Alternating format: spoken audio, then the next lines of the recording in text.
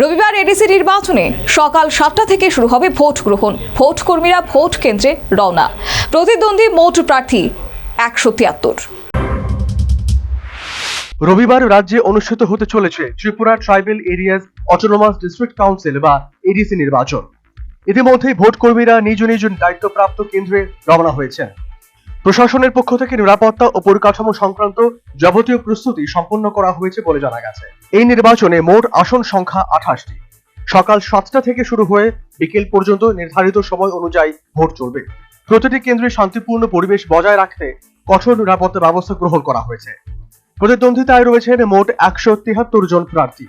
বিভিন্ন রাজনৈতিক দল এবং স্বতন্ত্র প্রার্থীদের মধ্যে জোর লড়াইয়ের সম্ভাবনা তৈরি হয়েছে। নির্বাচনী প্রচার শেষ হতেই প্রশাসন পুরোপুরি ভোট গ্রহণ প্রক্রিয়ার দিকে মনোনিবেশ করেছে। রাজ্য নির্বাচন আয়োগের সচিব অনুরাগ সেন জানিয়েছেন, মোট ভোটারের সংখ্যা 9,62,547 জন। 173 জন প্রতিদ্বন্দ্বী রয়েছেন ক্যান্ডিডেট, এবং পাশাপাশি আমাদের যারা ভোটার রয়েছেন, ভোটার সংখ্যা হচ্ছে 9,62,547। কয়টা বুথ? আমাদের 1257টা পোলিং স্টেশনে ভোট গ্রহণ করা হবে। নিরাপত্তা ব্যবস্থাটা কি রাখা হয়েছে? নিরাপত্তার জন্য পুলিশ কর্তৃপক্ষের পক্ষ থেকে যথেষ্ট ভূমিকা নেওয়া হয়েছে।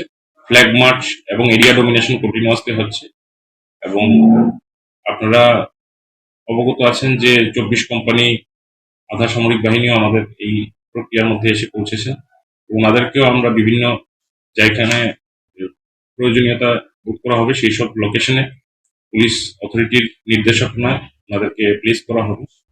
এবং আমরা আশা করছি যে নিরাপত্তা রক্ষার্থে যা যা পদক্ষেপ পুলিশ অথরিটিজ নিয়েছেন সেগুলো ভোট গ্রহণের জন্য যথেষ্ট প্রস্তুতি রয়েছে। প্রশাসনের পক্ষ থেকে ভোটারদের নির্ভয়ে ভোটদানের আহ্বান জানানো হয়েছে। গণতান্ত্রিক অধিকার প্রয়োগে সাধারণ মানুষের উৎসাহই এই নির্বাচনের প্রধান শক্তি বলে মনে করা হচ্ছে। আগামী 17 এপ্রিল এডিসি নির্বাচনের ভোট গণনা ও ফলাফল ঘোষণা। Bureau report, news vanguard.